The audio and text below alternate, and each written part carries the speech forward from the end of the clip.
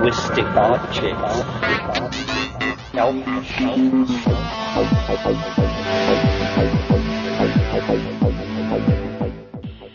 Greetings from Psychedelic Space. This is Lorenzo, and I'm your host here in the Psychedelic Salon.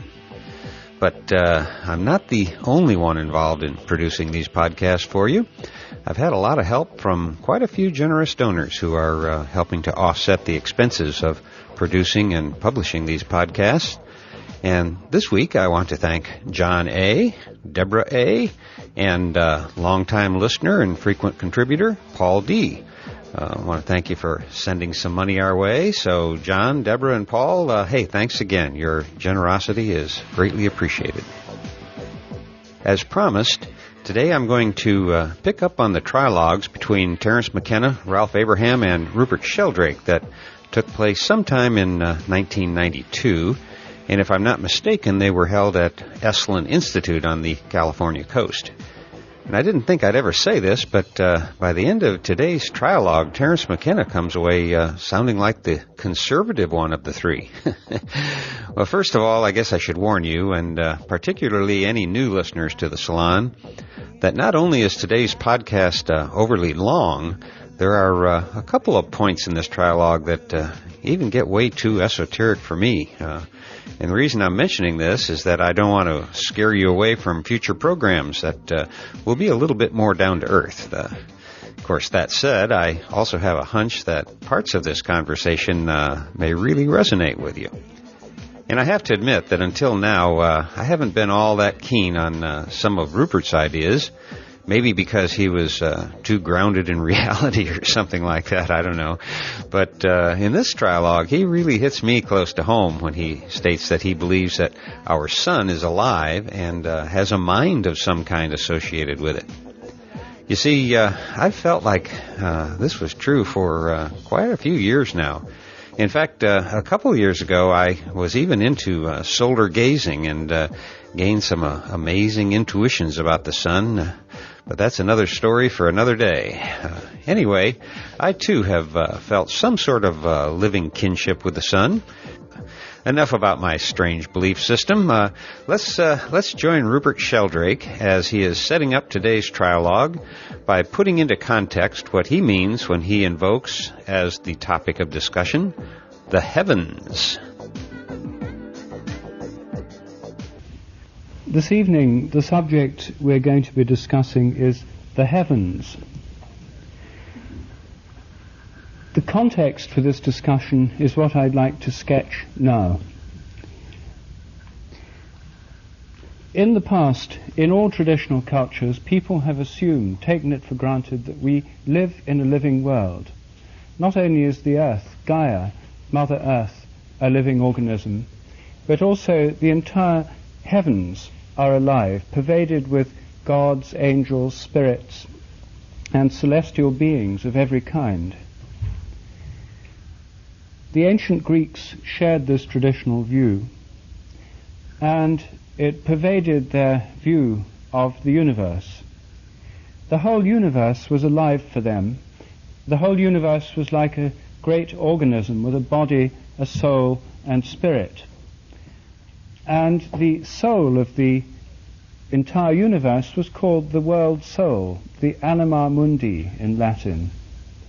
Anima being the Latin word for soul. The soul of the world, not just the earth, but the whole cosmos. This was the view that persisted through the Middle Ages and through the Renaissance. But it was a view that was shattered by the mechanistic revolution of the 17th century, when the universe simply became a great mechanical system consisting of matter in motion, with no spirit and no soul. So the heavens became a great mechanical system, and the earth just became a misty ball of rock hurtling around the sun in accordance with Newton's laws of motion. We're now undergoing a process whereby we're coming to see nature as alive again. And this is the theme of my book, The Rebirth of Nature. The aspect of this process that most people are most familiar with is the recovery of the sense of the earth as a living organism. The Gaia hypothesis of James Lovelock puts forward a scientific view of the living earth, which in one respect is modern, empirical, scientific. In another respect, reawakens an ancient archetype, which in fact is so clearly suggested by the very name of the hypothesis, Gaia, the Greek name for Mother Earth. So for many people in the green movement and the ecological movement, the idea of the earth as a living organism has become a powerful image, and one which is already beginning to shape the way that people think about our relationship to the world in which we live, this earth, this planet. But this is part of a much wider move in science, which I describe in detail in The Rebirth of Nature. I'm not going to go into that now, except to summarize some of the essential features. The mechanistic worldview is being transcended by science itself. It's still the dominant model within biology and medicine, which are like living fossils of an earlier mode of thought. But in the physical sciences, in many respects, we've gone beyond old-style mechanism. The mechanistic worldview, as originally formulated, was entirely deterministic. Everything was supposed to happen in a completely fixed way. Everything was fixed in advance. There was no freedom or spontaneity in nature. People couldn't predict it in detail, but that was regarded as simply a limitation of scientific knowledge and technique. However, this deterministic view has now softened and, in fact, been abandoned in most respects, first through the quantum revolution in the 1920s, when indeterminism was recognized at the quantum level.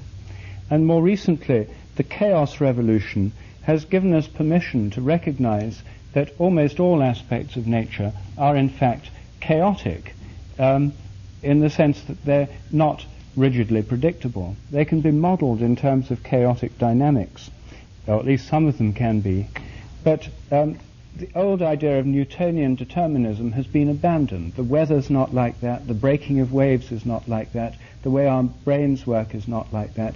At every level of nature, there's a non-Newtonian quality which has now been recognized. Another way in which this has been expressed is through Prigoghine's idea of non-equilibrium thermodynamics, where far from equilibrium, small fluctuations can be amplified to give pattern and order. So there's a kind of resurgence of the sense of freedom and spontaneity in nature.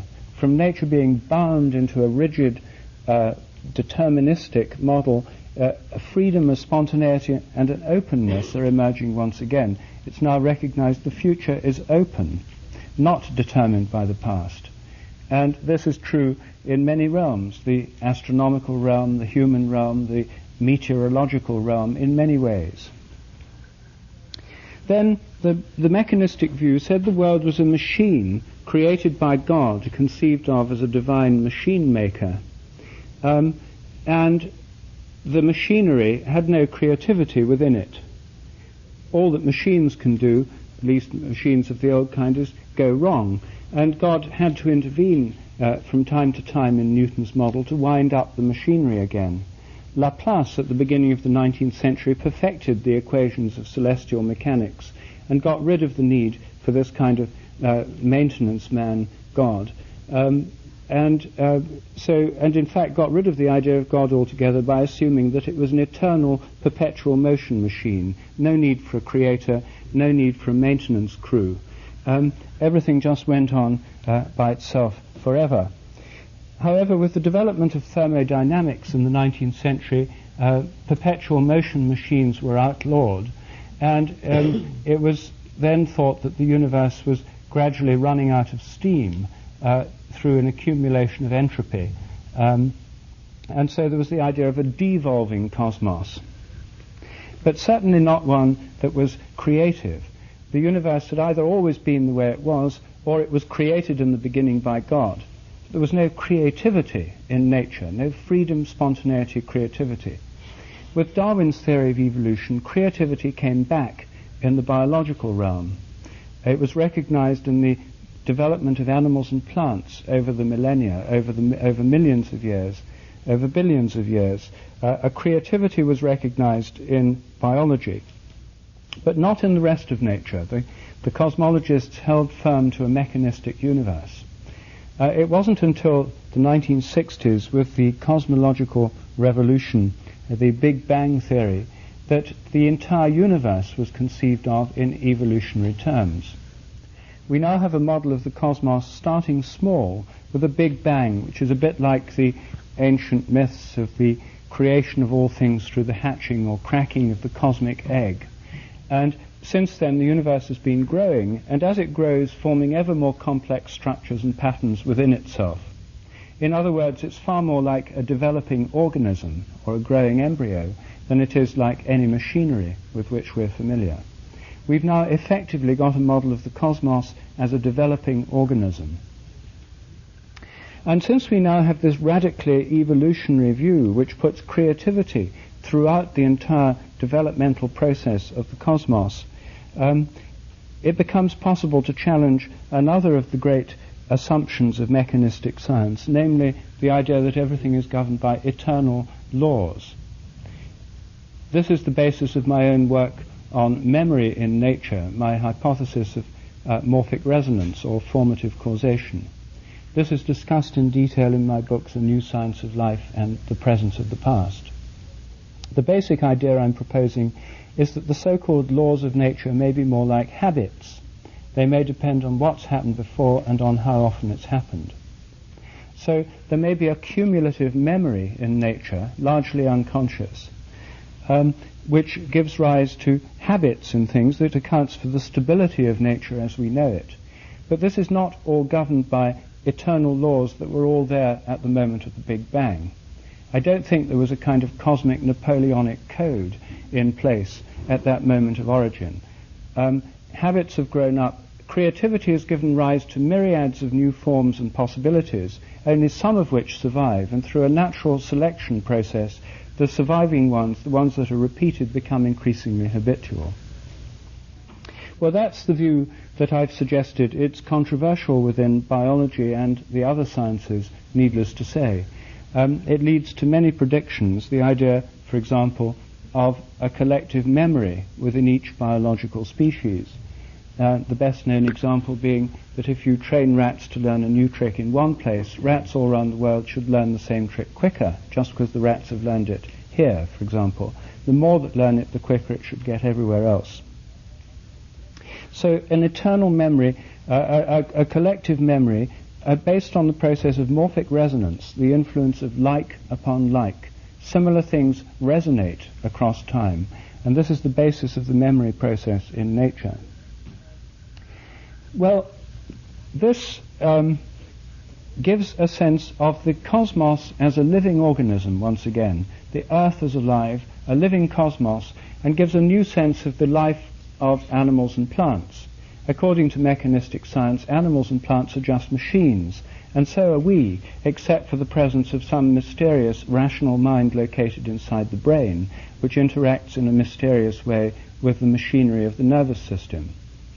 That is the current view still within our culture, and is totally different from the traditional view that all Europeans had until the scientific revolution, when the whole universe was alive, the earth was alive, animals and plants had souls. The very word animal in English comes from the Latin word anima, soul. Plants too were believed to have souls in the Middle Ages, and this was the official teaching of the Roman Church. The cosmos was a living organism, peopled by innumerable spirits. So this sense of deanimation, the deanimation of nature, happened through science. The cosmos just became matter in motion. Animals and plants became just machines. The soul was withdrawn from the whole of nature and from the whole of our bodies until all that was left was the rational mind inside the brain. Everything else in the world was inanimate, mechanical, lacking any meaning, sense, or purpose of its own. The only beings in the universe or at least on this earth, with true purpose were human beings. The only ends or goals that mattered were human goals or human ends. The only values were human values. Nature had no value in itself. This is the underlying philosophy that's given rise to the ecological crisis. Well, a recovery of the sense of the life of nature, which is going on for a variety of reasons in a variety of ways, through the archaic revival, the revival of animistic modes of thought. Well, we're talking now about the revival of animism, a new sense of the life of nature. The archaic revival and the shamanic revival is part of this. The Gaia hypothesis is another part. Deep ecology and the ecology movement in general is another part. I'm suggesting that science itself is pointing us in this direction, a recovery of the sense of the life of nature. And this, I think, is happening now all around us. But there's a further step which I think we need to take. That's not only to see the natural world as alive, but to see it as sacred. In the past, the heavens were sacred, and so was the earth, and especially the sacred places on the earth, which were the focuses of power points, which were recognized in every land by every culture, by American Indians in America, by Europeans, both pre-Christian and Christian within Europe. And these were by Australian Aborigines, by Africans, by Jews in the Holy Land, the sacred places of the Holy Land, which we still, of course, call the Holy Land. This sense of the sacredness of the land and the earth was found in all cultures. And in all cultures there was a way in which people related to it through journeying to places of power, through pilgrimage. Pilgrimage was suppressed for the first time in human history by the Protestant reformers in Northern Europe at the Reformation, creating a void, a desacralization of nature, a loss of the sense of the sacred out there. The sense of the sacred became focused entirely on man. The only sacred thing was man, and most men were sinners, and most women too, perhaps even more so. But only the drama of religion was the drama of fall and redemption played out between man and God. Nature had nothing to do with it except as a kind of backdrop, or as a means of people enriching themselves, becoming prosperous as a sign of God's grace and providence. Well,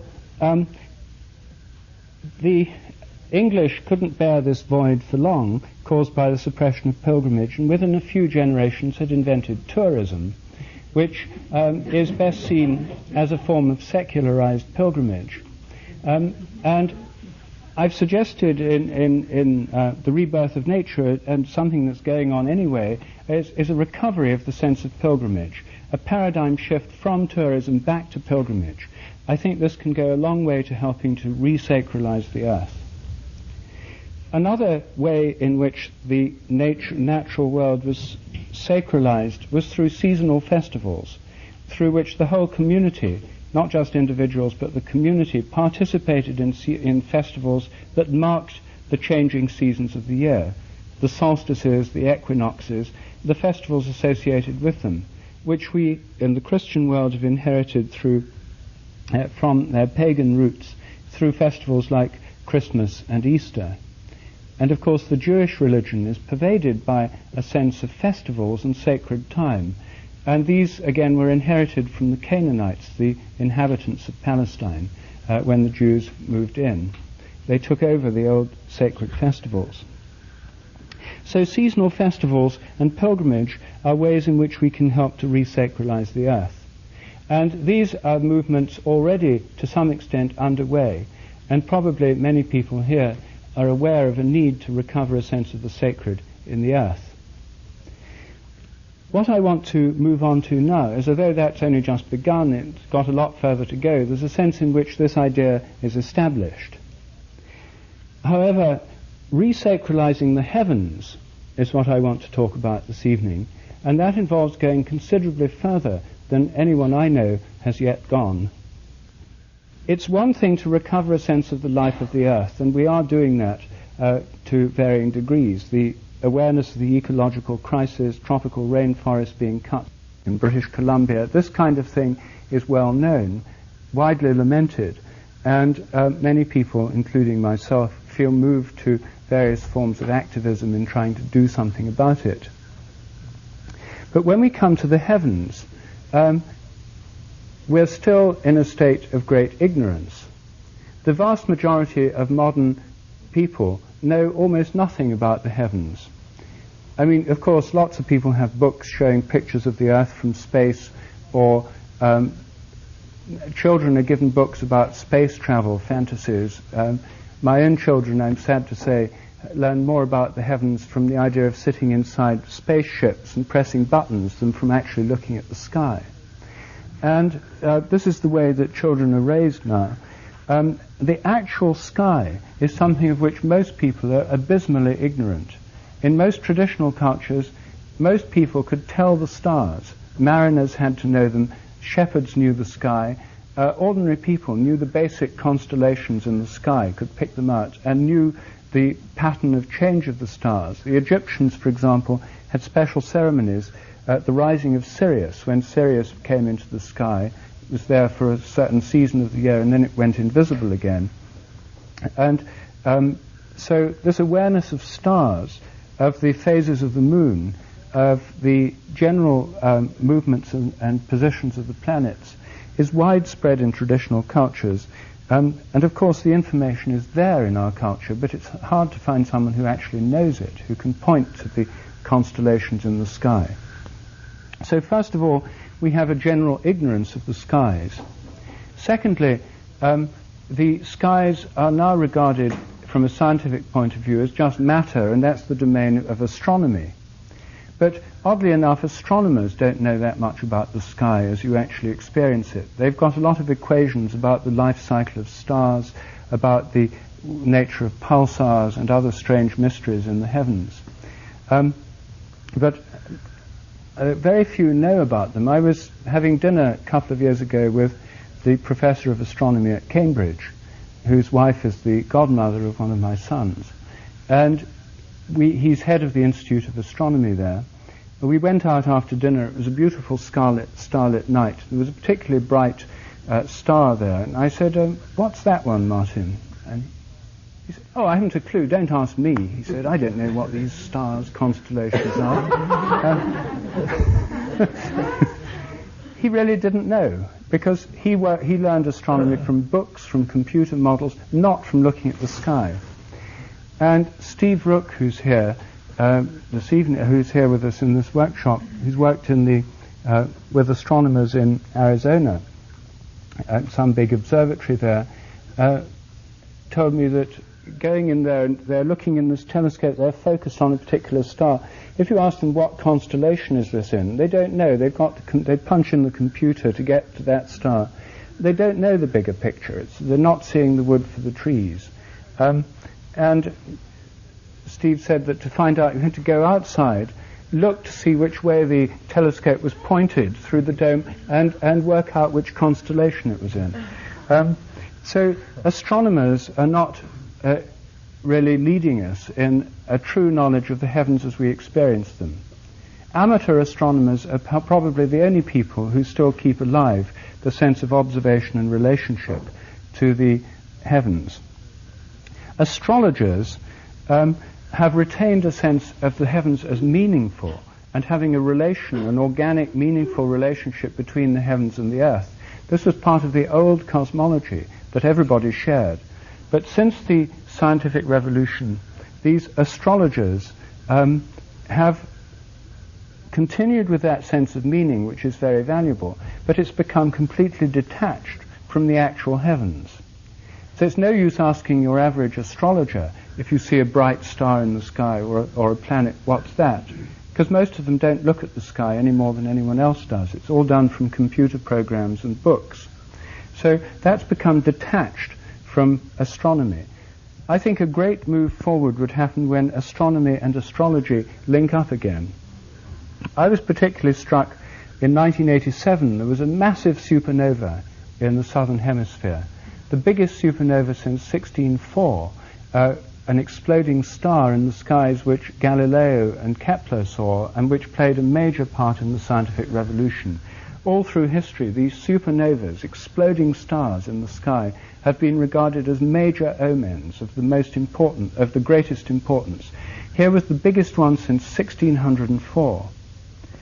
Now, I asked my astrologer friends, well, what do you make of this? Well, the answer is they didn't make anything whatever of it, because it wasn't in the ephemeris. It wasn't in their Macintosh computer program. It was just ignored. The astronomers took a great interest in it, but saw no meaning in it. So that's the state we're in today. And I think that a lot of good will come from recovering a sense of the life of the heavens. And I'm just going to say a little bit more about that to try and make it clearer what I mean. Well, we know that Gaia is a living planet. I think we also have to take seriously the idea that the sun is alive. I think myself that the sun is conscious, or has a mind associated with it.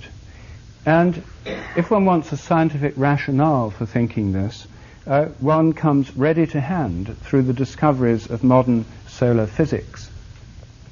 It's now known that the sun has a complex system of magnetic fields.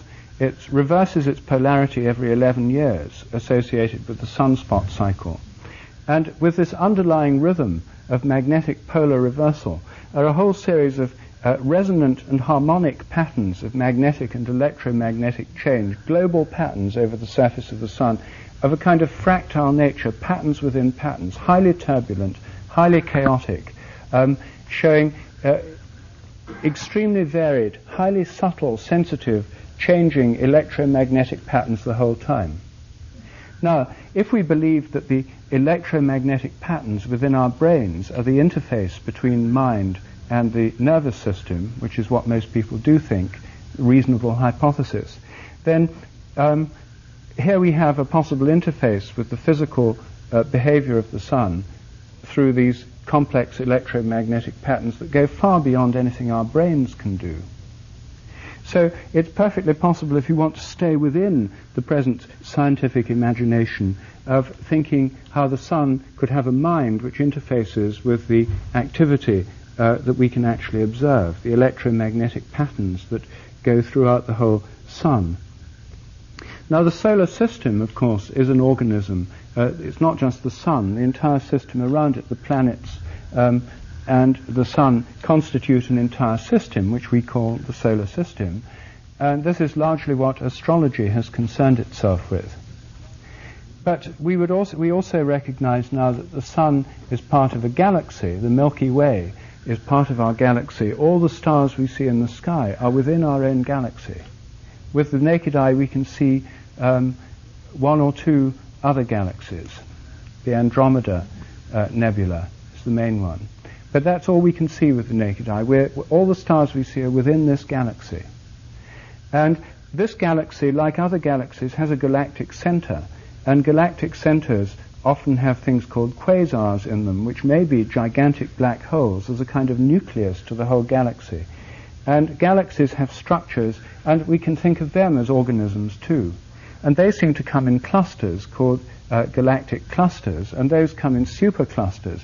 So if we think of each of these as an organism, we have vast organisms, of which our Earth is a tiny part of the solar system, which is part of a vastly greater organism.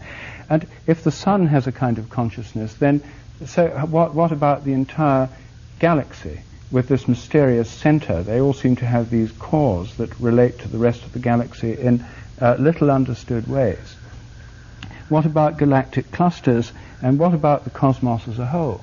We have levels of potential consciousness or awareness or mental activity vastly beyond anything we experience ourselves, of ever more inclusive natures.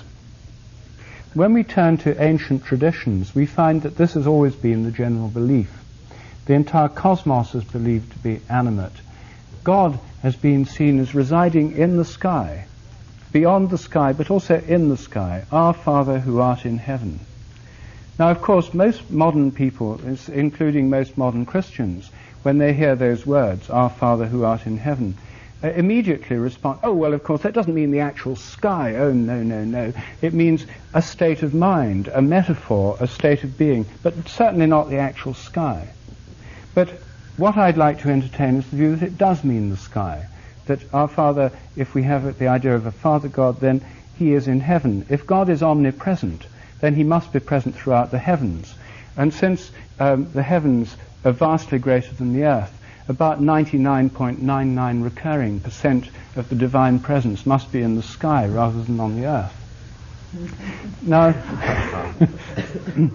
if we take the same crudely quantitative approach, we arrive at the same conclusions about the celestial goddess, because, of course, the heavens can also be seen as the abode or the being of the goddess. In the Egyptian mythology, the sky was the abode of Nut, the sky goddess, who was the womb of the heavens, who gave birth to the sun and the moon and the stars.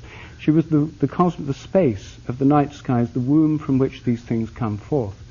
And that was the image also of Astarte, and it's been assimilated into Christianity through the image of Mary, Mother of God, as Queen of Heaven, portrayed as in images of Our Lady of Guadalupe as wearing a blue robe, the sky blue robe, studded with stars. So this is also a Christian image of the goddess, and the image of Mary as Mother of God. You see, it has this idea of this primordial womb of space or the sky from which all things come. The angels were believed to be celestial hierarchies of beings. In Christian, Jewish, and Islamic belief, there are 9 hierarchies of angels, perhaps corresponding to superclusters of galaxies, solar systems, and so on. And the planets and the stars were believed to be the abode of intelligences. Even our English names for the planets are the Latin names of the gods and goddesses, the Venus, Mercury, Mars, and so on. We still preserve those days. We name the days of our week after them. Monday, Moon Day, Sunday, Friday, Freya's Day in English, corresponding to Venus's Day. It's the goddess day. Freya's the northern equivalent of Venus. So there was this sense of all these angelic beings associated with the stars. In the 16th century, there was a revival of ancient star magic. This is something I know Ralph has studied, and I hope we can take up. John Dee and others connected with particular stars and invoked the spirit of that star to connect with that intelligence, asking for its guidance, help, or inspiration. So there was an attempt actually to contact these beings, these intelligences, and communicate with them. Well, since the heavens have been secularized and have become the domain of physical astronomy alone, then the idea that they're peopled has never died. There's still a search for extraterrestrial intelligence, at present, I think, rather narrowly conceived. Beam out the decimal points of pi, and beings on other planets will pick it up and realize that we're intelligent because we know about these kinds of mathematical formulae. That's the general kind of approach. And meanwhile, the idea of the beings within the heavens, this idea of the heavens as the abode of many kinds of beings, has been left to the rather banal imaginations of science fiction writers. It still lives on, but no longer in the form of angels, but in the fantasies of science fiction. Well, I want to raise the possibility that we can indeed once again link with the living heavens. We have first of all to recognize there's a kind of life in the heavens beyond that, well, as well as that of there may be other technological civilizations like ours that think like we do and may indeed be beaming out the formula for pi through radio waves. Maybe one day we'll pick it up. But I think these would be the least interesting civilizations to contact, in a way. They'd be far too like ourselves. I think that if we are to contact beings on other planets, that the way we're going to do it is not through hardware, not through the NASA approach, not through spacecraft that are going to take many, many years, thousands of years to reach other stellar systems, and billions of years or many millions to reach other galaxies. to have astronauts on them who are drugged or go into a kind of state of hibernation and wake up. These are all far too clumsy. They won't work. If we're going to make contact, it has to be through some kind of mental relationship. Now, I think morphic resonance is not limited by distance. Morphic resonance works on the basis of similarity and provides a possible basis for a kind of resonant mental communication with beings on other planets or other solar systems. There could be a kind of commerce, a kind of communication between us and other beings which doesn't involve billion-dollar budgets or multi-billion-dollar budgets, enormous expenditure on hardware and so on, but relies on a completely different approach, not one at present taken very seriously, if considered at all, by the astronomical community, but one which I propose we might consider here this evening. Hear, hear.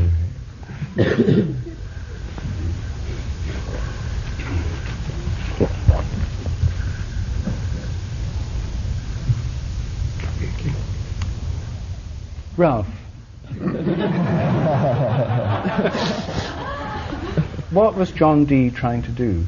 First, that's a historical fact. Maybe you could fill us in on. Yes. Well, the star magic idea in Elizabethan England preceded the nucleation of science as we know it, and represented a transmission from the ancient world with a lot of changes, simplifications, and additions, and so on. But the central idea of it, I would think, is the ancient idea of the great chain of being, and that's, I think, an idea which is represented in your view that you just described, and a view that as soon as I describe it, I think everybody here will have a certain amount of trouble with it. Let me see. The ancient model of the universe with the angels in it and everything came down to us from Pseudo-Dionysius. So this was some kind of encapsulation of ancient wisdom that they like to do in Alexandria, and like wrap up a package and send it into the future. And this one actually reached us through the world of Islam. And there were these concentric spheres with, I think that there are 9, 10, or 11, depending on the view, whether the human mind would be the lowest, scummiest part, might or might not be distinguished from the sphere of the Earth and so on. But basically the Earth is in the center even after the time of Copernicus, and even for us, of course, when we sit in our hot tub and look at the sky, of course, we are in the center, and the Earth is a sphere around us. And outside the 9th, 10th, or 11th sphere was nothing. The top sphere was the unmoving sphere of God, and the other spheres of the planets and the sun and the moon, of course, intermediated in a kind of a transmission that morphic resonance over such a long distance, all the way from God to us, would be too difficult without some midway stations, and there were these radio amplifiers along the way, which are these other spheres. So the whole motive for this model is the great chain of being, the transmission of God's will, as it were, from the unmoving sphere of God to us. And I see here's a book on Giordano Bruno is just sitting here in front of me. So I want to remind you why Giordano Bruno was burned at the stake on Easter Sunday in the year 1600 in Rome. And that was because, besides his many heresies, very interesting to us, for example, his theory of comets, which is a chaotic cosmic phenomenon, probably as important as supernovae in a history of consciousness. That's not why they burned him at the stake. It's because he insisted, after Copernicus, on the infinity of the universe. That is, that the stars were not, there were the planetary spheres. All the stars that we see occupied one sphere. That's the celestial sphere. And the sphere of God is the one outside that. So Giordano Bruno believed the stars were not on one sphere, but outside this sphere of Jupiter, that they filled space. And the reason that the Church objected to this was that it left no space for God. Our Father in heaven had no place to go, and that was very threatening to the entire system. So, as you've presented, I'm seeing this cosmology, or an opportunity for us to construct a new cosmology of our own, that this is upset if we don't have our God in heaven or our goddess in heaven to occupy the upper sphere. Because what are the purpose of all these spheres? What is the purpose of the angels, the 9 choirs of angels, the potentialities, the dominions, the cherubs and the seraphs? So I think that the idea of one God can't be resurrected, that it's a casualty, that a religion of the future would have to have a whole pantheon of gods, goddesses, and so on, and this could include the living and sacred sun, moon, the planets, the Milky Way, the quasars in its center, the nearby galaxies, the clusters of galaxies, and so on. But the geocentric picture has to be abandoned. And so it comes down to this question: what is the purpose of SETI? I mean, do you think that because for 25,000 years of our evolution, the evolution of our habits, that certain phantasmic mythical figures have been projected on the constellations of the sky, that that's our sacred heritage, and because of these creodes in the morphic field, we can somehow make use of them, try to have a conversation with them or something? Or is it that we have to rediscover our own cosmology in SETI, where we try to find out what are the real intelligences in the sky, in the heavenly realms, by conversing with them? SETI, in parenthesis, means search for... SETI is an abbreviation for search for extraterrestrial intelligence, is that it? That's right, yes. Yes, SETI is extraterrestrial, and we've certainly given up any hope of finding terrestrial intelligence, although corn circles are promising. So, anyway, that's a general response, and I just want to put in a word for angels here, and then I'll turn it over to Terence, that I think personally the SETI is of interest because of our own journeys. Where we depart the body, then we also have left sometimes Earth far behind, reaching this realm so difficult to name, the transcendent other, the logos, and so on, but a realm well traveled by our forebears, superb, brave travelers of the past who've left all kind of written records of their journeys. On these journeys of ours, we do have the experience of meeting extraterrestrial intelligence and conversing and learning and being taught. And indeed, our whole hope for the future, little as that may seem now, is based somehow on these travels, on the conviction that we have had Gnostic experience, direct experience of extraterrestrial intelligence. This is our interest, not because we need to search and find, but because we have searched and have found, and what do we make of this experience?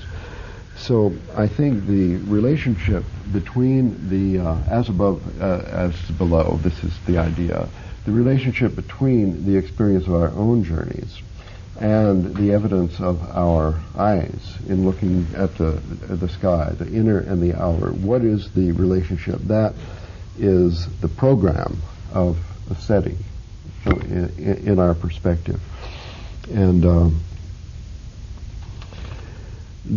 I think this overall idea of the great chain of being can actually be salvaged in our cosmology without reference to our Father God in heaven or any, even the ideas of gods and goddesses, angels and so on, is not exactly the right verbal equipment to describe our experience. That's what I think. But extraterrestrial intelligence, that's better. I mean, there may be a physical location in space and time somewhere in the universe for this intelligence, and there may not. There may be no correlation as above, so below. Nevertheless, it's the conversation with the intelligence which is most important to us, not the identification with the physical matter, energy, and morphic fields of these.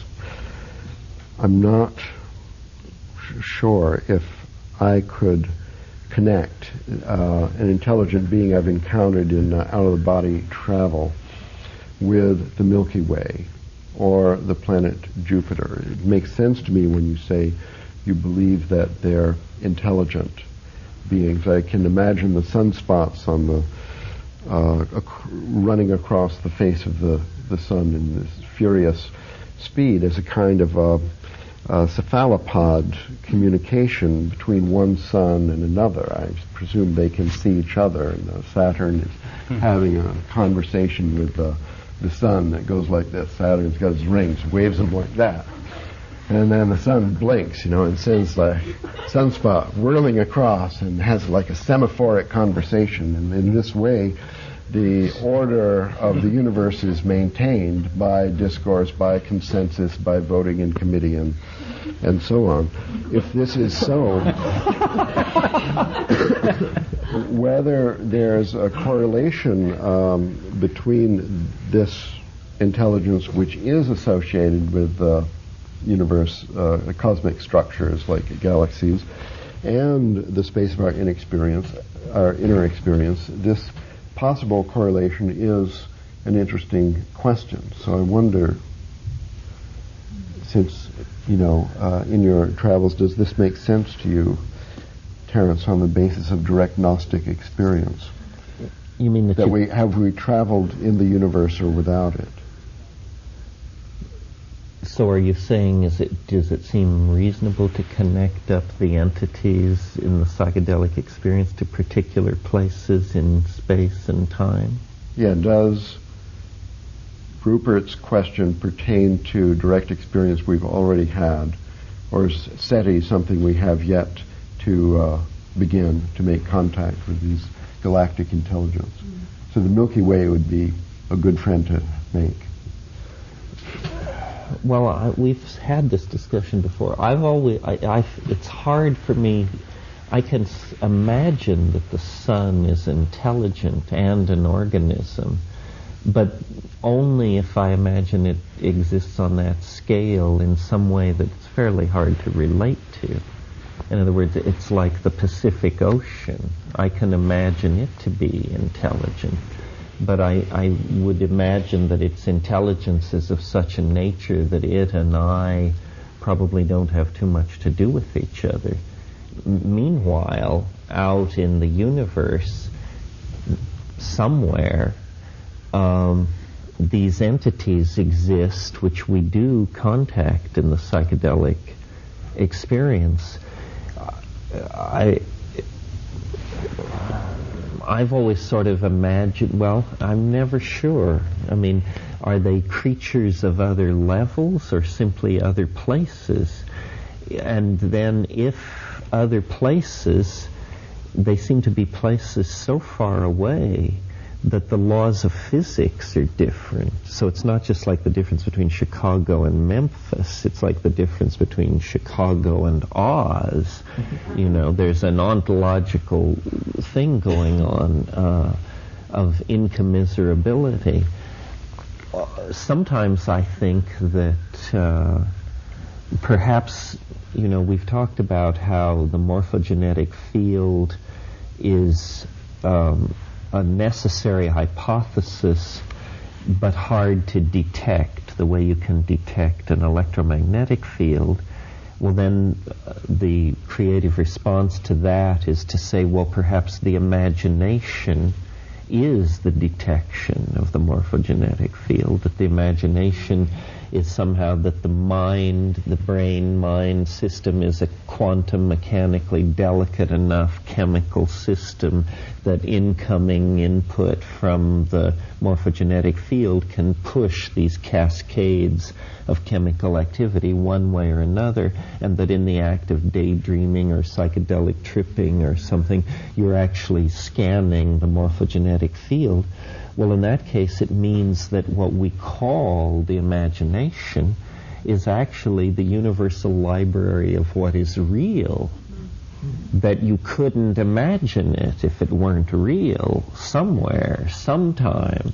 And in that to me is very empowering, because I think that's the truth that you learn at the center of the psychedelic experience that's so mind-boggling that you can't really return to it with it, that it's real.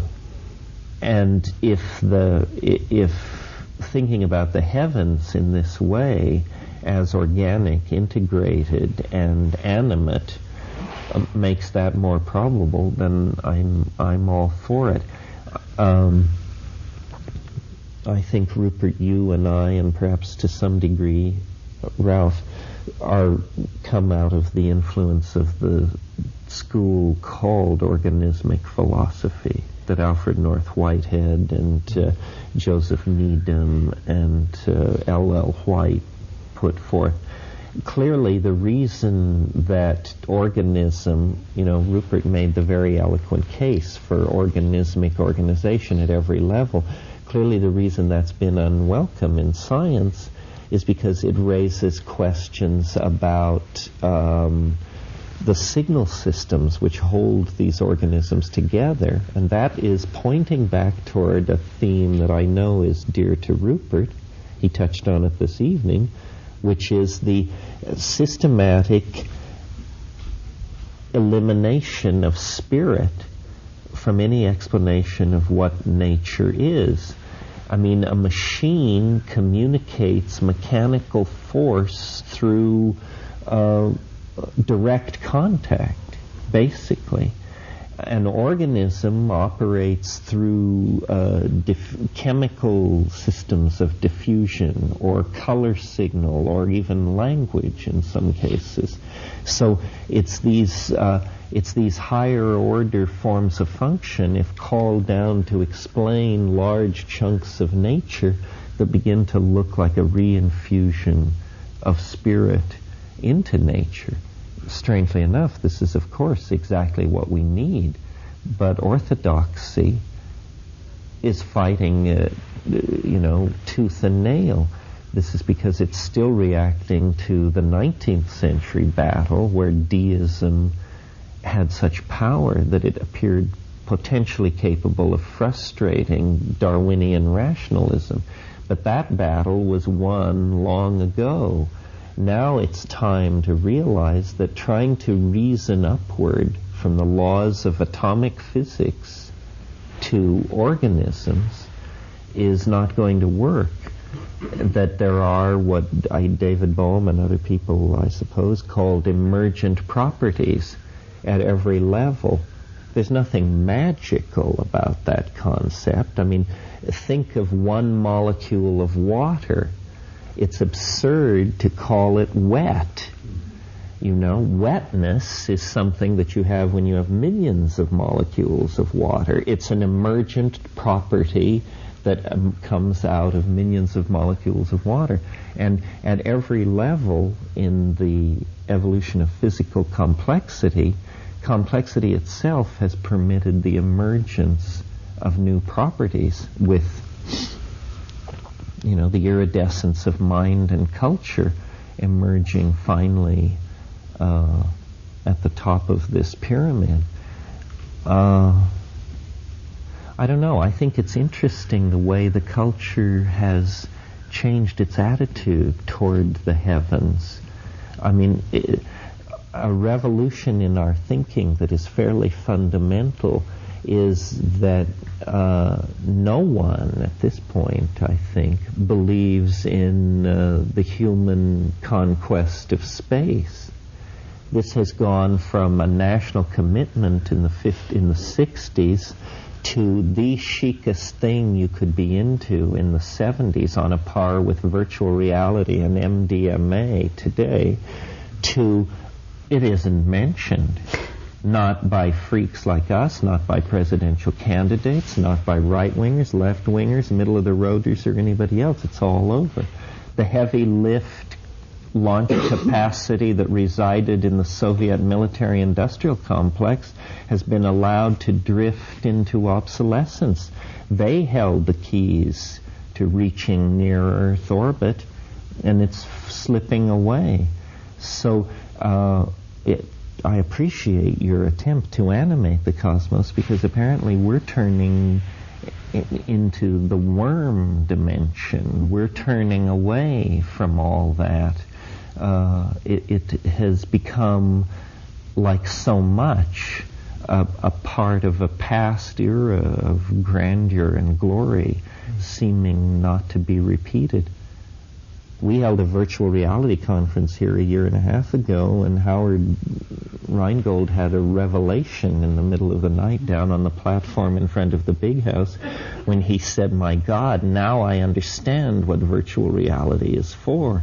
It's to keep us from ever leaving the Earth." And, it bears consideration.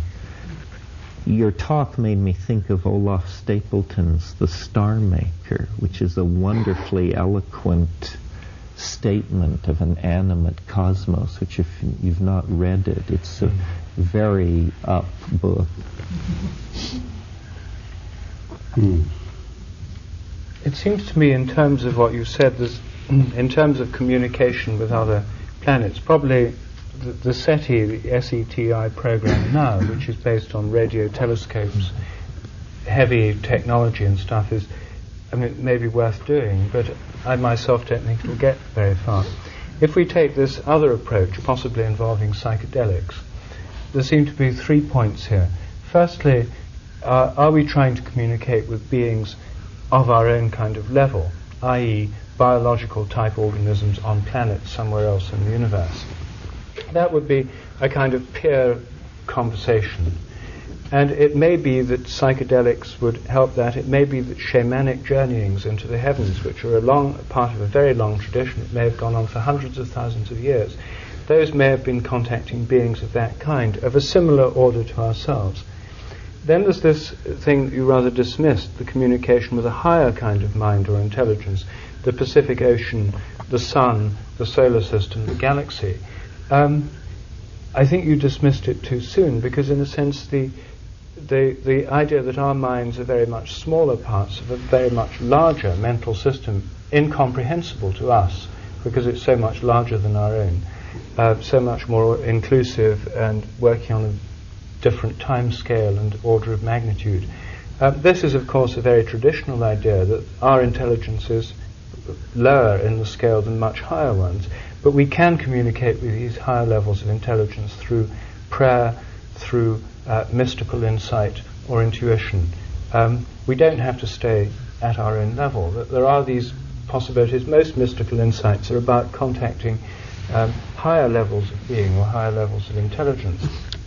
And most forms of mysticism today are extremely fuzzy, because people, as soon as you get beyond the human level, we lack maps. I mean, is it a sense of connection with a particular place? The earth of the California coast and the sea that the locality extending maybe 20 or 30 miles around us, a sense of absorption into the nature of that place, or the whole planet Earth, or the solar system, or the galaxy, or the cluster of galaxies, or the cosmos, or God, who may be a spirit pervading the entire cosmos, the unifying spirit of everything.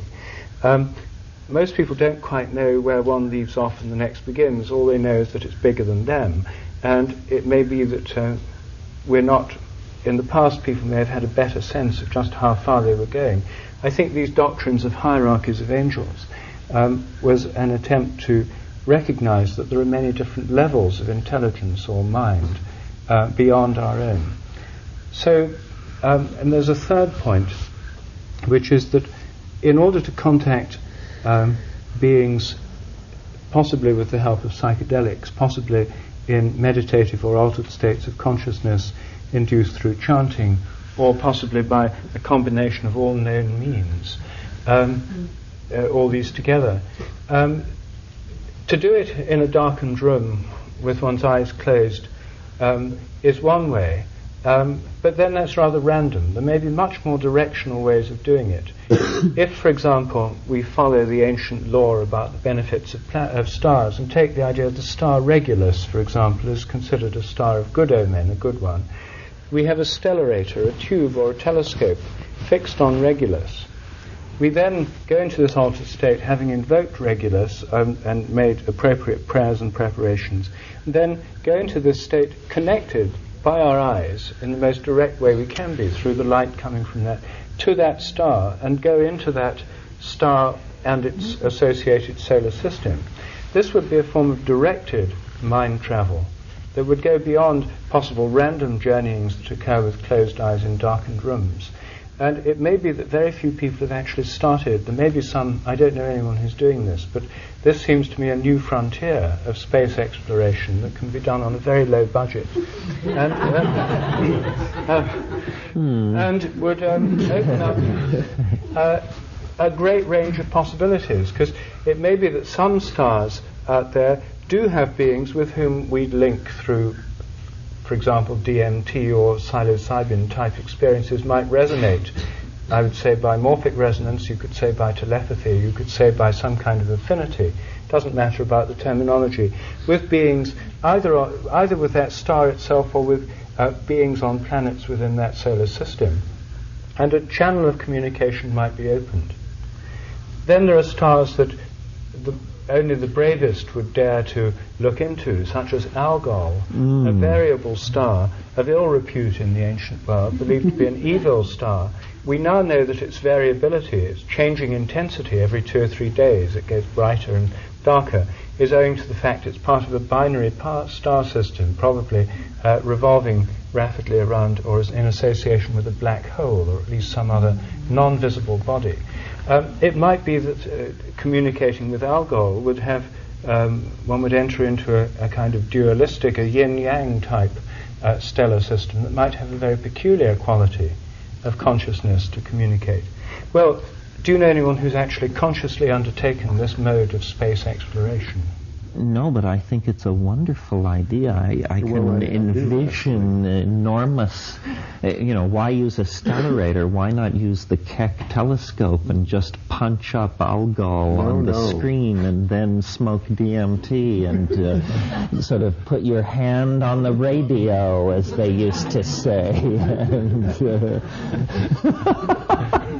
Hey, it could work. Don't doubt it for a moment. Well, I do know somebody who undertook a program something like this. It was me, actually. My project involved my technical equipment that made this possible, that empowered me to travel to the stars, my destination, was my hot tub. This is an instrument that makes it comfortable to sit outdoors for a long time watching the sky. I explored primarily the polar constellations in the Milky Way.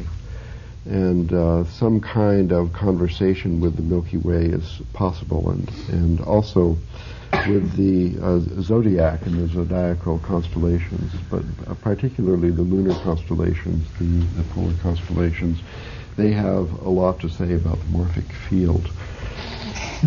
But I forgot to answer your question about John Dee and his conversations with the angels, and maybe now I see that might be appropriate here. Because mathematics was interpreted by him as being a healing art, in which the stellar influences would be used for healing. He had in mind particularly human diseases. But in light of our current circle speculations, we could also apply this on a larger scale, where we feel that our future and the biosphere's future is threatened somehow by the human infection. We might reach out here for a more radical solution to the problem, following the ideas of John Dee. So this is sort of how he did it. Traditional means there are the 9 celestial spheres, and there are the 9 choirs of angels, and they're associated each with one sphere, although they can travel plus or minus one sphere. The more powerful ones can travel a little farther, but through their cooperative activity they can pass messages up and down, and the disease is called by imperfect resonance with these forces. In the lowest choir of angels, which are just called angels, they are particularly the messengers between the gods and the other spheres and people, and individual people have individual angel guardians and so on. So, I mean, this was the accepted worldview of everybody in the time of John Dee, and he was a major expert of this view, but his intention was, like ours, to get in contact with these intelligences as seen through the worldview of his time, the Elizabethan worldview, just as we're trying to do it in, what's our worldview? Well, anyway. Hollywood science fiction. So through the aid of his pal Ed, over a period of 8 years, explicit conversations in ordinary language took place with the aid, of the showstone, and the language they spoke was not an earth language. This was sort of the program that I had in mind in my experiment, but I don't have a pal, Ed, who can manipulate this stone around a board with letters of a mysterious alphabet and so on. So I was looking for, following your idea, for guidance in a visual form, a vision, in fact, of my own, of the sort that we are familiar with having, of the kind that I have struggled with machinery to reproduce. And as you see, I have not received a solution of our problems, but I do think this is a program that an individual can pursue, even without psychedelics, but it requires a considerable commitment of time.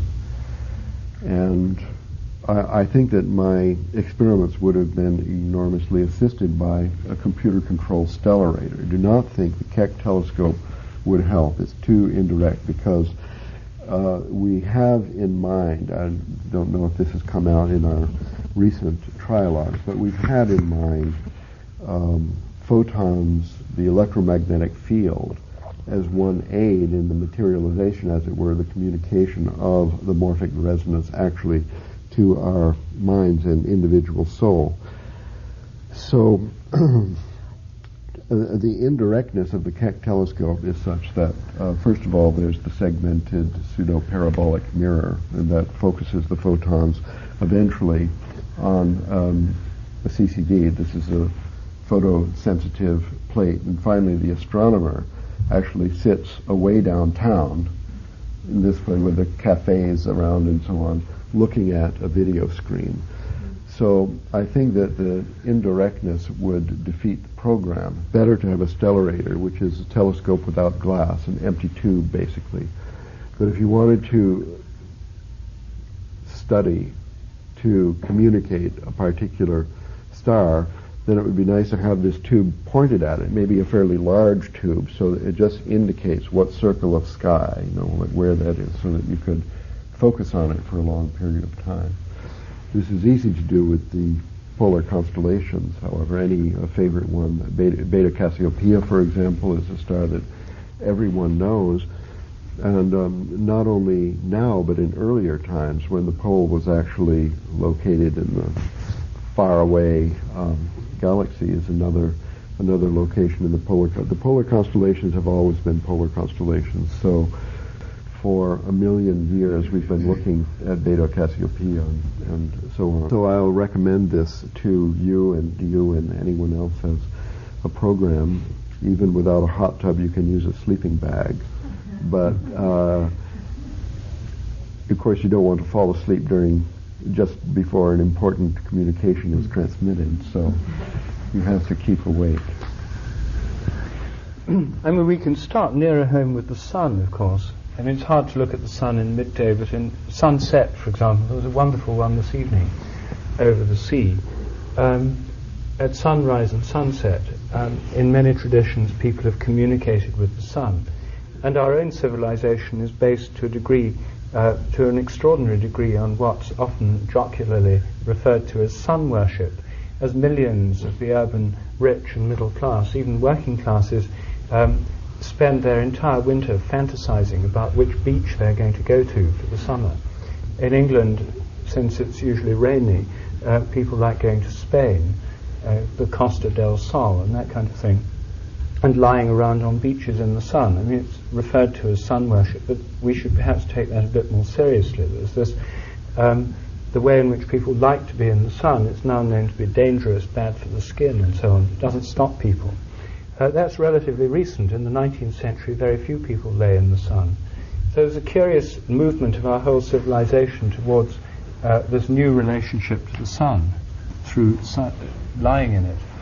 In India, it's a traditional part of the daily ritual of Indians to greet the sun as it rises in the morning. The Surya Namaskar, a yogic practice, a prostration to the sun, which I've done it myself every day for maybe 15 years, I don't always get up and do it at dawn, pointing to the sun, but it's a greeting of the sun in the morning that forms a conscious relationship to it. And this conscious awareness of the sun is probably, well, and of the moon for that matter, but the sun's more important in this respect, is something we can start with. Well, I think maybe we should reconsider the moon.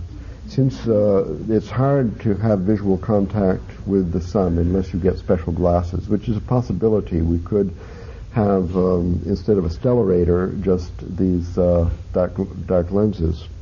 The moon, however, is quite interesting. It has its own sphere, of course, the lunar sphere. And among the 9 spheres, the lunar sphere is somehow the most important one. It's the membrane for our kind of life. Everything inside the lunar sphere decays and dies, and everything outside the lunar sphere is eternal. So the moon was somehow always seen as the boundary of mortal life. Furthermore, it is visible at night and you can look at it, and everyone loves to look at it. And you do get some kind of powerful, well, I used to say that consciousness evolved by starlight. And probably love and the emotional structure of the human and mammalian system has evolved by moonlight. So it's very good for us to study the moon. A problem in learning to communicate with the moon is that it moves so rapidly. It changes its phases. So if you have the habit, for example, to observe in the evening, or you always do your observation in the morning, then there's only a few days a month when you can actually do it, to communicate with the moon. And And that makes it difficult, because after the lapse of almost a month, when you start again, and then you've sort of forgotten. Nevertheless, the moon has definite possibilities, and it might be the strongest experience, our likeliest possibility of actually having a conversation and renewing our contact with the living and intelligent world, the universe, would be through the moon. I don't myself expect the moon to have a great deal of intelligence or life. I mean, it's the most inert heavenly body we know, I think. I mean, Venus is a turbulent system with plenty of scope for chaotic perturbations and shifting systems of order. Jupiter has this extraordinary vortical system on it, its flowing fluid flow system of an incredibly dynamical kind. Saturn has these delicately poised and no doubt oscillatory rings, and many of them have very sensitive, like membranes which could pick up fleeting changes and so on, which could be interfaces between the physical and the mental realm. The moon seems rather lacking in that respect. Okay, maybe the moon is dumb. I'm not willing to concede that, but I see that some people would rather put their money on a different number. So let me still recommend some alternative to the sun, and perhaps one of the brighter planets, Jupiter, is probably the one that most people are familiar with. This Jupiter and Saturn are visible in the sky almost like stars. They stay in the same position for a long time, so it's easy to find them without a computer-controlled stellarator, and to watch them. I mean, they're simply the brightest things around. So what about that? Contacting Jupiter or Saturn. What do you think, Terence? Some botanical trips should be devoted to this form of SETI? Well, I observed someone once who claimed that somewhere out between Mars and Jupiter is an invisible topological twist yet to be discovered by science. And a new twist. Yes, a new twist, and that Jupiter actually is the Earth in some peculiar... twisted reflection. A twisted reflection in another order of matter. Well, that would be okay. Yeah, it's hard to observe the Earth at night, and maybe Jupiter is... that this twist is there in order to facilitate... Well, there's plenty of exotic chemistry on Jupiter, and even, I think the current thinking is that Europa is actually the most likely place in the solar system, other than the Earth, to have life, because Europa has very dense, deep oceans of liquid water. It has to be as dumb as our moon. Why would it be smarter than our moon? No, it has oceans of liquid water, which in fact may be that the entire thing is a drop of liquid water. In other words, there may be no solid core. Is supporting life a sign of planetary intelligence? Is that... Well, there is a school of thinking that holds to that. Well, then this Earth is dumb because it spawned us. But biological life is but one form. I mean, if we're talking about life as the kind the sun may have, or the solar system, or the galaxy, we don't have to go straight for biological life. That would be equivalent to the sort of similar level, peer communication type system. Yes, I mean, what you're talking about when you're talking about Jupiter or something like that is superconducting life at high pressures. No, we're talking choirs of angels here. We want to hear the song. But I'm talking about the medium is Jovian, where something like Europa, it's a more terrestrial thing. These other kinds of life, I dare say, live mostly in our fevered imaginations at this point. I mean, the evidence for them is extraordinarily underwhelming, I think. But how many people have looked? I mean, this is a good point. Well, a person who's going to disbelieve horn circles is certainly not going to have a clever conversation with Medimi. No, Medimi is another thing. Oh, you'd be impressed by Medimi. I liked Medimi. I liked her act. But from there to the thinking sun is a long step, although not an impossible one. But I think the thing about the whole discussion about SETI and that is that the difficulty is not to the difficulty is to recognize extraterrestrial intelligence or non-human intelligence. I think it's there on the Sun, on Jupiter, but the very nature of its non-humanness makes it either elusive or uninteresting or horrifying, and that it's probably a very narrow spectrum that we would have the experience of an I-thou relationship with. I mean, we can decide here and now that in fact the Sun is alive and highly literate and so forth. It doesn't greatly change our experience in the way that an extraterrestrial with which we could at least exchange information with would be. I mean, the creatures in the DMT place are pretty non-human. They're not made of matter. They appear to be some kind of plastic energy. Either they're syntactical or, I don't know. They're not made of matter. They are cognizable as individuals. In other words, we can say there are many of them, and that they move through a kind of space. I don't know. I think the recognition of intelligence, if it's not like yours, is going to be very difficult. I mean, we can't even have Croats and Serbs getting along together. So... No, but you've already encountered intelligence. Let's say we call it the transcendent other for the moment. Suppose it turned out that the transcendent other was not in hyperdimensional space, in other words, beyond space and time, living on the other side of the eschaton, but actually lived in a crater on the moon.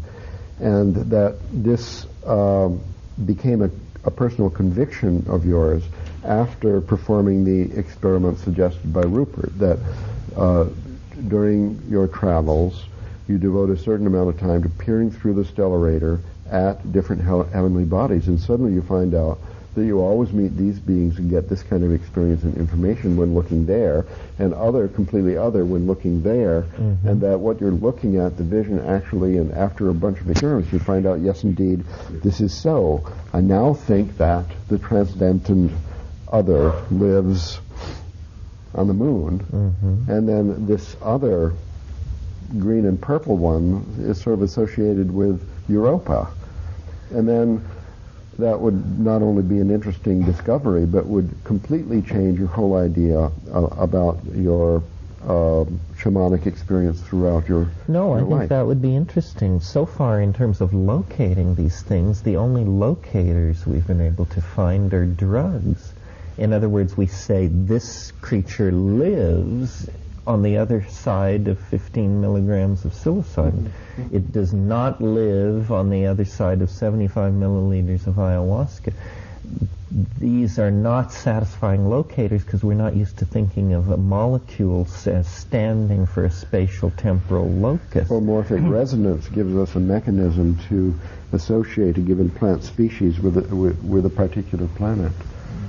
Well, morphic resonance, true, or the doctrine of signatures. I mean, this is what ancient herbals did this. The magic that Dee built on was the magic of Ficino and Campanella and these people, and that not was only plants but minerals, everything. That's right, and perfumes and musical notes and metals, and all that. We would build up these attractor tableaus on the day of Venus, at the hour of Venus. You would burn the incense of Venus, play the song of Venus, recite the poem of Venus, wrapped in the garment of Venus, in the color of Venus, and then something associated with Venus would in fact come to be. I think this is a fascinating research project, and it could be done for next to nothing. And it could be done by networks of people working, sharing their results and so on. And I think that where it would really mesh with our whole civilization is when this information, through channeling from different stars and communicating in this way, can help to bring about a new synthesis of astrology and astronomy. I mean, astrology has a much bigger popular following than astronomy does, but it's this tragic way it's got disconnected from the actual heavens. But the popular belief there's a meaning in the heavens and a connection between the heavens and the earth is very, very widespread. So I think this ingredient of communication with extraterrestrial intelligence and connections with Jupiter, Venus, and so on, and the bringing together of astrology and astronomy, a very elementary starting point would be something we thought of a couple of weeks ago at Hollyhock Farm in British Columbia, the Salon of the North. They have a wonderful naturalist there, George Cirque, who gives talks at night on all the stars, pointing out the constellations, the heavens, and so on. A weekend workshop of astronomy for astrologers would be an elementary beginning. But I think that these elements could be brought together. This is a project for the future. I think it would have some relevance to the problems we were talking about this afternoon. If we're looking for guidance in what happens on Earth, and we certainly need it, then recognizing how we're embedded within the heavens, within the solar system, the galaxy, the context in which we live, and the possibility of intelligences at our level, below our level, and far above our level throughout the heavens, that could play a role in guiding us, could be an important clue. But this research project is as yet not even begun. I mean, the only pioneer so far has been Ralph in his hot tub. Do you think we should now open this up? That's something to have. Yes. I'm not sure that I understood what Ralph said. Neither of you seem to have picked up on it. Did you say you did communicate with something on the stars that you concentrated on in your hot tub? Yes. And what did they look I'm not like? going to report a conversation. I invested a year, well more actually, but for 1 year, practically every night I did stare at these objects for a long time and simply make note of my, visual impressions. And there's nothing definite enough to tell you I didn't take a psychedelic during that period or something like that. But I did have an intuitive feeling that supported Rupert's program. And just recommend trying it yourself. I won't try to put it in words. So just sort of a feeling that you can't express like many. Well, I think that if you followed a lot of ancient instructions, such as Jill is suggesting, with the invocation by name and sound, wearing the clothes, and John Dee did all of these things. And the invocations are recorded, and there are many people now practicing this system of angel magic in England and in the United States, where the invocations are written down in John Dee's notebooks. There's the John Dee Society that publishes this material for anybody who wants to try it. But do they do it while looking at particular stars? Yes. Do they? Yes. A typical group doing an Enochian invocation does have a so-called astrologer who keeps track, who has the clock and keeps track of the exact positions with the ephemerides and checks the position, and they're definitely communicating with stars. But so what do they have to say? Well, you have to experience it. That's all I can tell you. Have you been to one of these John Dee chapters? Yes. And yes, the experiences are extremely powerful. People are possessed by the intelligences, act out. We're not talking about some feeble writing in a mysterious alphabet here. There are very powerful communications, including the waving of swords and self-protective devices, including trying to exit the room which is forbidden, and it's very powerful. So this is already going on then? Extensively. Well, You mentioned the doctrine of signatures earlier. I didn't understand the reference to that. Me? Yeah. It was an idea in late medieval medicine that things that were similar could be used, but physical similarities indicated possible applications to disease. So in other words, if you have a plant with leaves shaped like kidneys, this would obviously cure kidney infection. So it's where you look in the physical world for, it's an analogical form of thinking. You look at the physical world and you try to bring things together that seem associated, and then you use this medicinally. Do you see? So that like... Well, that I knew, but then how does that relate to John Dee? Well, this form of angel magic that comes out of Ficino and then is perfected in Campanella, it takes the idea that you...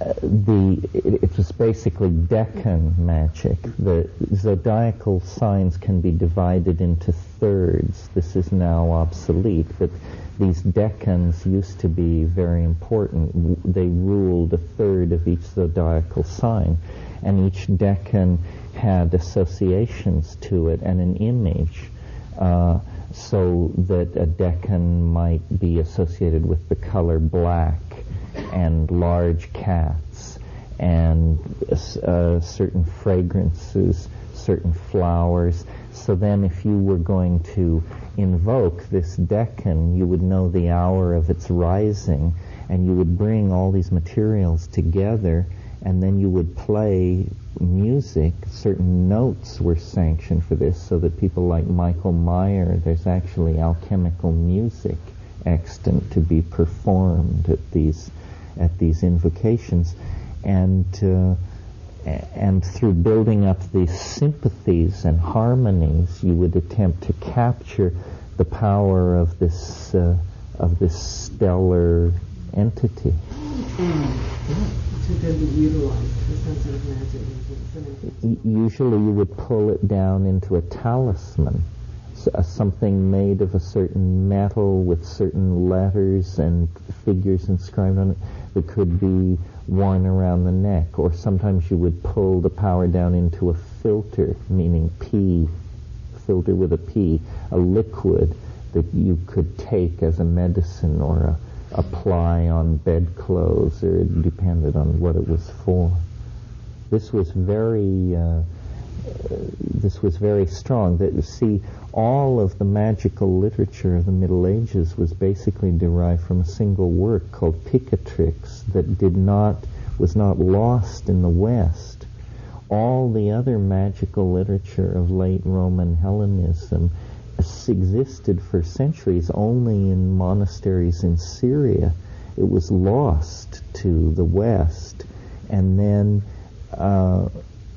at the time of the Renaissance, all these manuscripts were brought to Italy and translated, and it created this huge flowering of magical thinking. And this was the kind of magic they were talking about. It took the figure of the magician, who was essentially previously imaged as a haggish, rural old woman who had spells and strange material, and turned the magician into the Renaissance magus, the companion of princes, the co-ruler of the state in a scheme of magical sympathy and resonances. Popes were, in the cover of the Giordano Bruno and the Hermetic tradition, there's a picture of the mosaic at Siena Cathedral that shows Hermes Trismegistus co-equal with Moses. So this is where the Renaissance thinking on this was. You're listening to the Psychedelic Salon, where people are changing their lives one thought at a time. So, what do you think about Rupert's idea of directed mind travel? Or, better described as psychonauts in space? I like the idea myself. During the period when I was solar gazing every day, I often spent that time thinking about the sun as if it were a conscious entity. And I've often thought about the consciousness of stars. Now, I realize that this is a little far out for some of our fellow saloners, particularly for the newcomers to the salon, so I don't often talk about some of these ideas, but that doesn't mean that they aren't interesting to me. So far, I haven't come to any conclusions one way or the other, but I'm definitely going to reread Star Maker again. I think it was about 25 minutes or so into his rap when Rupert was describing organic solar systems in organic galaxies and organic superclusters and so on that I was reminded of Olaf Stapleton's magnificent novel, Star Maker. And then a few minutes later, we heard Terence McKenna also comment about that book coming to mind. And if you haven't read it, I think it would be worth your time and trouble to track down a copy. But on the whole, without trying to, Rupert does a great job of summing it up, at least in the abstract. Interestingly, just yesterday I read a report about some new work that has been done which suggests that the entire universe is fractal in nature. Until recently, this was thought to be true up to and through, I guess, structures as large as the superclusters. But the latest research seems to indicate that the fractal nature of things holds true at least out to the 200 million plus light year range. Now, why would I or anyone else care about this? Well, I'm not sure, to tell the truth, but I do find it fascinating whenever some sacred corner of science is upended. Here's a little bit about what this website article said about the fractal universe, and I'll post a link to it in our program notes. But this site said, many cosmologists find fault with their analysis, talking about the analysis of the fractal nature at the large scale, largely because a fractal matter distribution out to such huge scales undermines the standard model of cosmology. According to the accepted story of cosmic evolution, there simply hasn't been enough time since the Big Bang, nearly 14 billion years ago, for gravity to build up such large structures. What's more, the assumption that the distribution is homogeneous has allowed cosmologists to model the universe fairly simply, using Einstein's theory of general relativity, which relates to the shape of space to the distribution of matter. Modeling a fractal universe with general relativity is possible in theory, but in reality it would be devilishly complicated. That would leave cosmologists without a working model, like acrobats without a net. Now, what does all of this have to do with us here in the Psychedelic Salon? Well, I don't know, maybe nothing, but it's interesting to think about these things every once in a while, don't you think?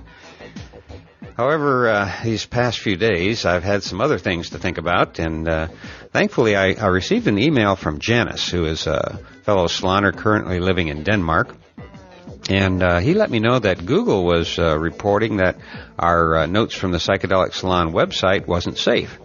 Well, it took a little digging, but I finally found some code that somehow had been slipped into our site that Google and I both found offensive. It appeared to be a tracker of some kind. So I took down all of the external links and began rebuilding the site, a project that isn't quite finished yet, but at least the problem has been solved, and Google is no longer reporting us to be a hazard. And I do apologize to anyone who got freaked out by that. Actually, I freaked out a little myself at first when I saw Google saying bad things about us. But now that I know what happened and possibly how it happened, I'll be checking several times every day to see that it doesn't happen again. Hopefully we can move on to our next crisis now. But thank you, Janice, for letting me know about this little problem. I'd like to go on and pass along some of the thoughts and comments that are coming in by email and through our forum over at thegrowreport.com.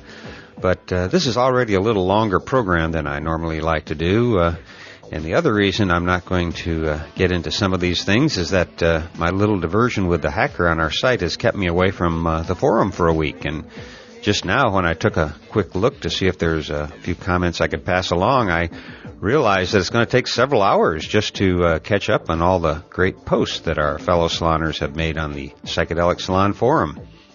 And on top of that, every time I go to the growreport.com forums, I also wind up spending a lot of time on the forums for the Sea Realm, the Dopecast, BB's Bungalow, Lefty's Lounge, Max Freakout's Psychonautica podcast.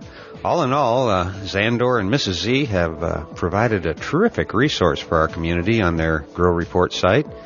And that's only the tip of the iceberg, because this is also the place where the medical marijuana growing community goes for cultivation help. So I'm going to sign off for now, but maybe I'll bump into you over on one of the forums in a few minutes. However, before I go, I want to mention that this and all of the podcasts from the Psychedelic Salon are available for your use under the Creative Commons Attribution Non-Commercial Sharealike 3.0 license. And if you have any questions about that, just click the Creative Commons link at the bottom of the Psychedelic Salon webpage, which you can find at psychedelicsalon.org. And that's also where you'll find the program notes for these podcasts. And for now, this is Lorenzo signing off from Cyberdelic Space. Be well, my friends.